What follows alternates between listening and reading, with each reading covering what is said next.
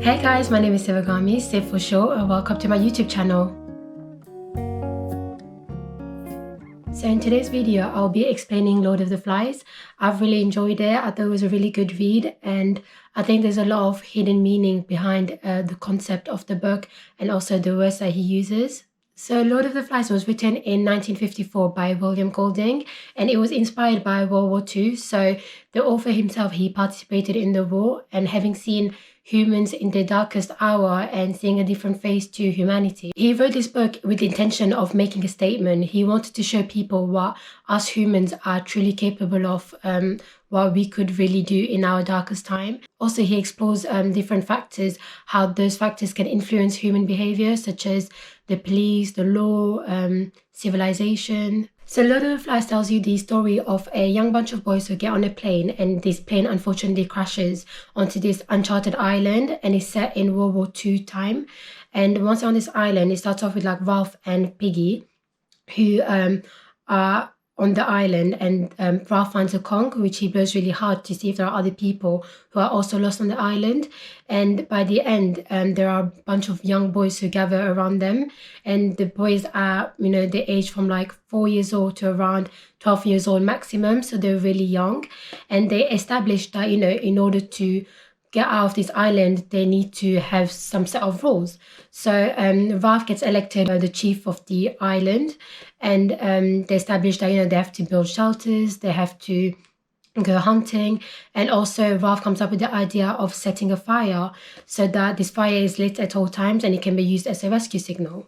So this story, it basically shows the loss of innocence in these young boys as they live on this island, and it makes you question morals and values, and basically have a different perception of humans. So there are two questions to have in mind when you're reading this book. So the first one is, how will humans behave if society was destroyed? And the second one is, are humans self-destructive?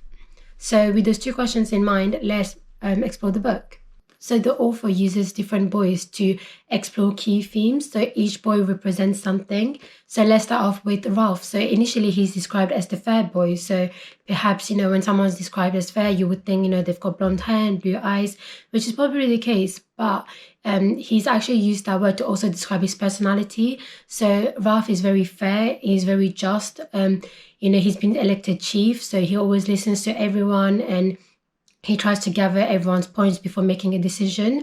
So Ralph basically represents order and civilization. So the next character is Jack. So when I first initially got introduced to Jack, I thought he's quite ahead of his age, and he's really smart, just based on the fact that when someone asks about these tracks, Ralph, I think, answers saying, oh, it must be humans. But then Jack says, no, it's animals, which obviously makes sense since no one has set foot on this island.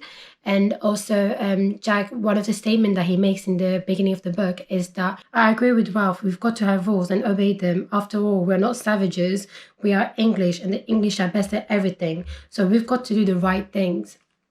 So when you know the ending of the book, this is very ironic, because Jack and the people that follows him are the first ones to give into savagery, and he's anything but civilized. He really gives into his animal instincts, and that's what Jack is meant to represent. So he's meant to represent human nature and animal instinct.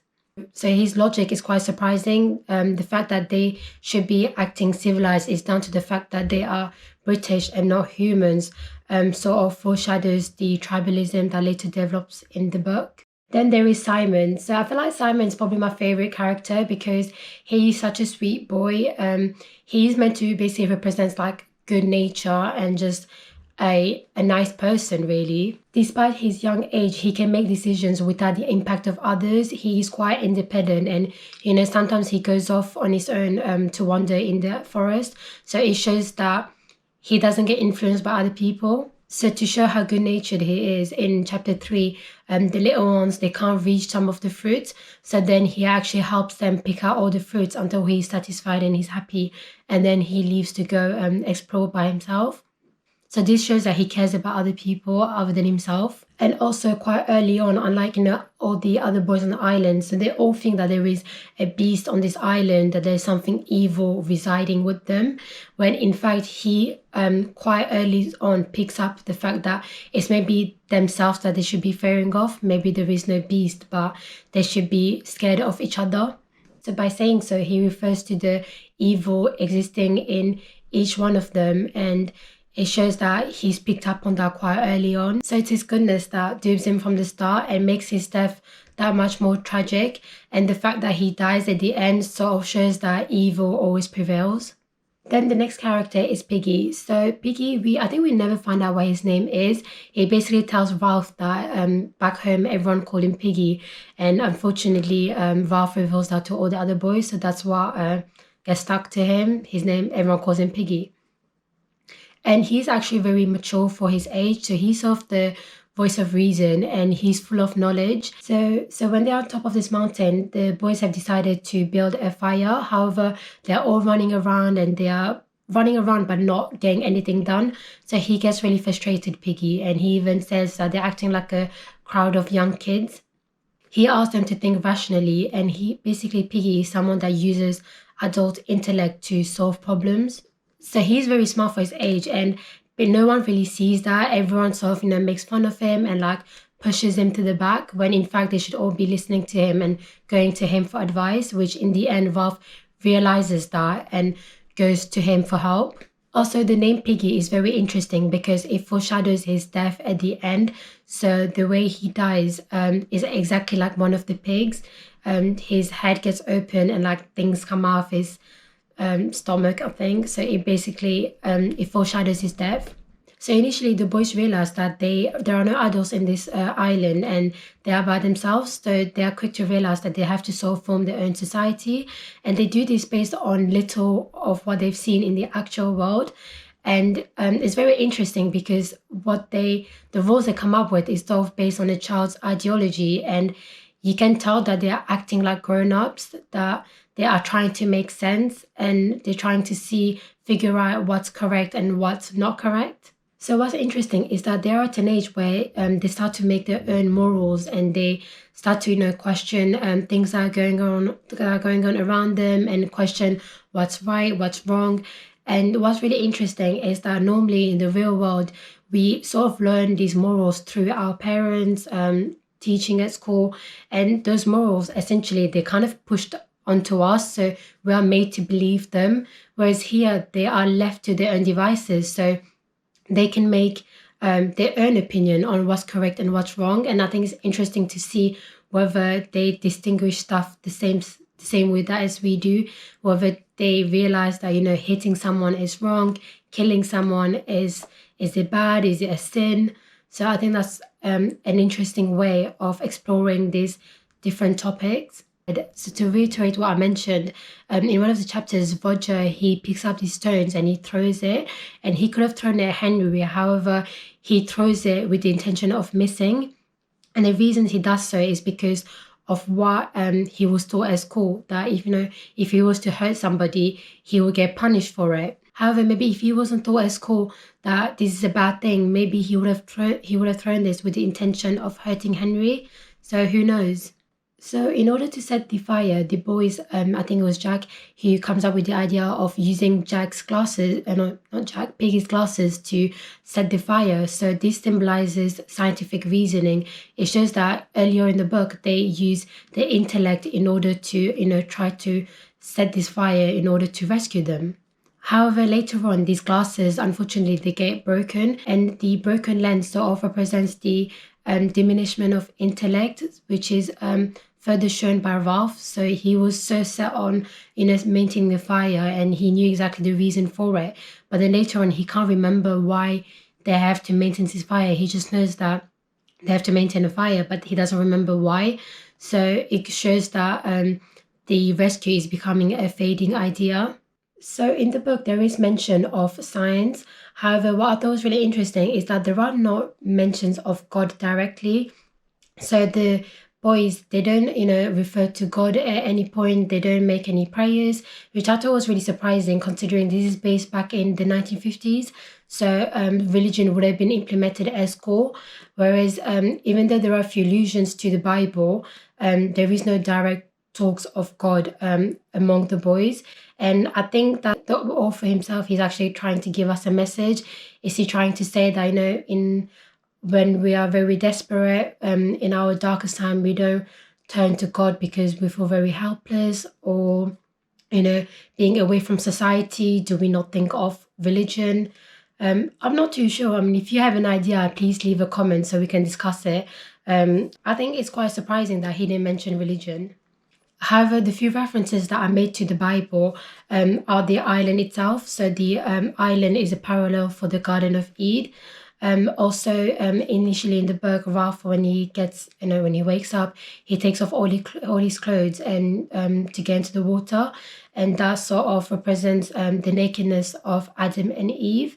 And also, the boys, once they gather, they form their own society, and just like Adam and Eve form the human race. The Lord of the Flies also equates to the devil, also called Beelzebub, and he could apparently fly. So then some people will call him Lord of the Flyers, or Lord of the Flies. Lord of the Flies in the book refers to the head of the pig that's on a stick. So the Lord of the Flies, obviously being the devil, is meant to be representing like evil. And during the hallucination that Simon has, when he's faced with the head of the pig, and he comes to realize that the evil is not this beast that lives on this island, but it's actually within themselves, and they can't escape it because evil lives within us.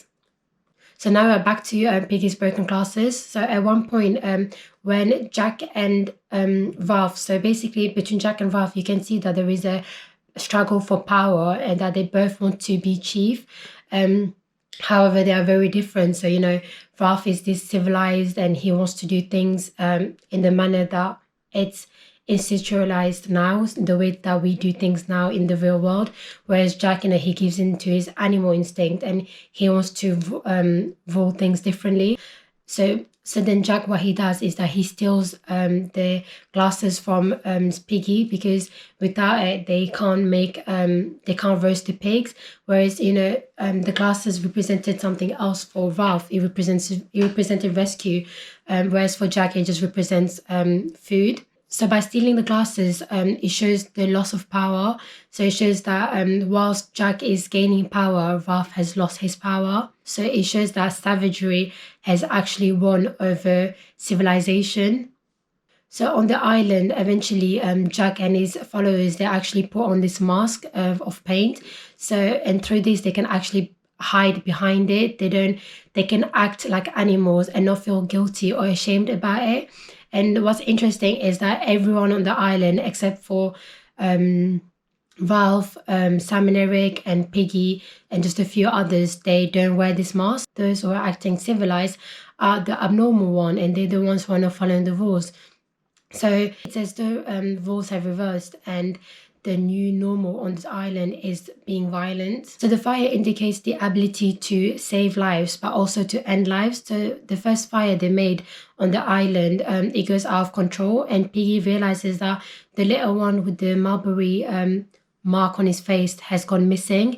And deep down, they all know that he might have, died through the fire. However, no one mentions it.